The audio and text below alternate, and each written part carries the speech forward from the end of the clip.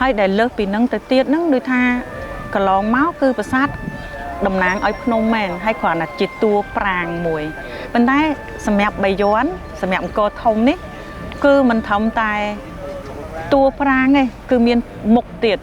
ចាមានន័យថាវាលើសពីស្ថាបត្យកម្មចាអញ្ចឹងហើយដែលធ្វើឲ្យបរទេសដែលភ្ញៀវបរទេសគាត់ឃើញដែលគាត់យល់ពីស្ថាបត្យកម្មគឺថាគាត់កោតសរសើរ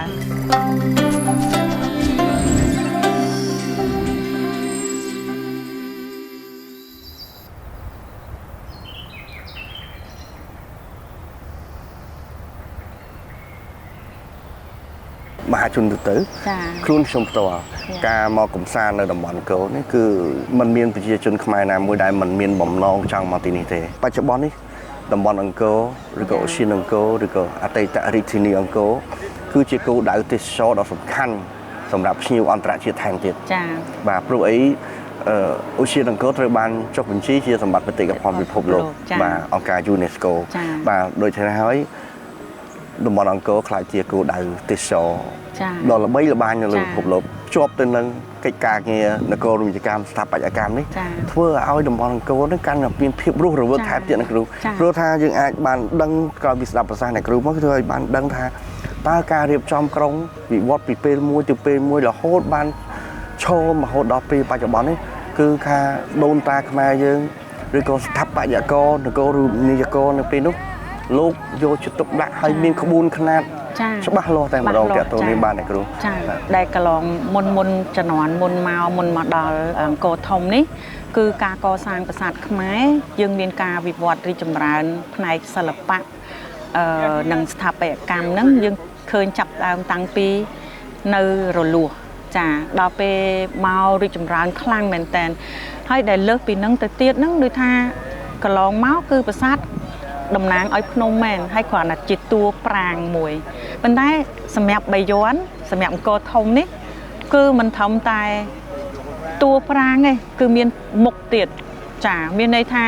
វាលើសពីស្ថាបត្យកម្មចាអញ្ចឹងហើយដែលធ្វើឲ្យបរទេសដែលភ្ញៀវបរទេសគាត់ឃើញដែលគាត់យល់ពីស្ថាបត្យកម្មគឺថាគាត់កោតសរសើរតែសូម្បីតែខ្ញុំហ្នឹងក៏ខ្ញុំភ្ញាក់ផ្អើលដូចថាពេលដែល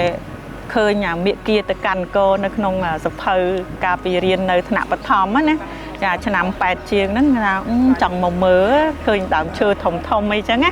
ចាដល់ពេលមក94បានមកដល់ហ្នឹងគឺថាអូពិតជាស្ញប់ស្ញែងព្រឺសវល់មែនចាហើយយើងរៀនស្ថាបត្យកម្មទៀតដល់ចឹងជក់ចិត្តចាមួយទៀតខ្ញុំចង់នេះដែរពិនិត្យឃើញថាជាទូទៅភ្ញៀវដែលគាត់ចូលទស្សនាអង្គរធំហ្នឹងតែងតែចូលតាមខ្លោងទ្វារទន្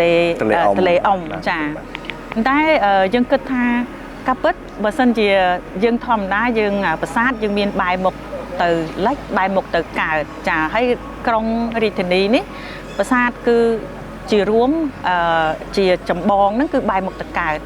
ហើយពិសេសមានខ្លោងទ្វារដែលយើងអាចធ្វើចរាចរណ៍ជាសម្រាប់ការឆ្លងកាត់ទស្សនាចរហ្នឹងគឺយើងមានខ្លោងទ្វារជ័យចាដែលចេញពីបរិយាវាំងទៅលៀនជលដំរីទៅយើងឃើញទៅខ្លោងអញ្ចឹងបើសិនជាយើងធ្វើដំណើរ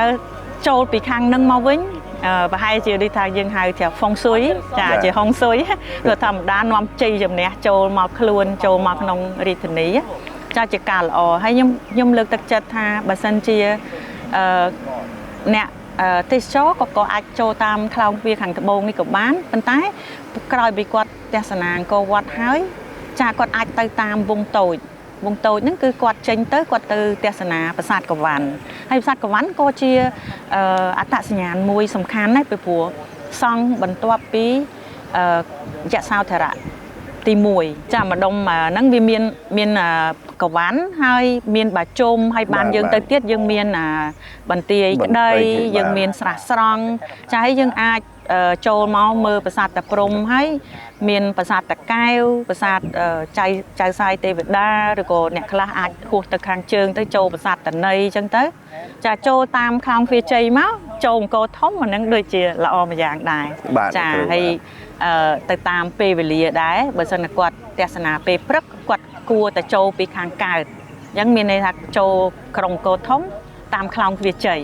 ចាដើម្បីខ្លួនគាត់ហ្នឹងទទួលជ័យជំនះឬក៏សេរីសួស្តីថាហុងស៊ុយដែរចាចូលមកនេះថាយើងចូលរាជធានីចាបុរាណអញ្ចឹងណាចាហ្នឹងហើយបានតែគ្រូត្រង់ចំណុចដែលគ្រូលើកឡើងនេះគឺតកតងនឹងការរៀបចំខ្សែទស្សនាចរហើយក៏ដូចជា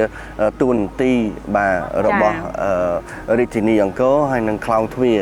បាទជាទូទៅដូចប្រសាសន៍អ្នកគ្រូបានលើកឡើងថារាជធានីអង្គរនេះឬក៏ក្រុងអង្គរនេះគឺបែរមុខទៅទិសខាងកើតបាទដូច្នេះខ្លោងទ្វារដែលត្រូវច្រកចូលនឹងយើងអាចចាប់ផ្ដើមចេញពីខាងកើតមកដើម្បីទទួលបាន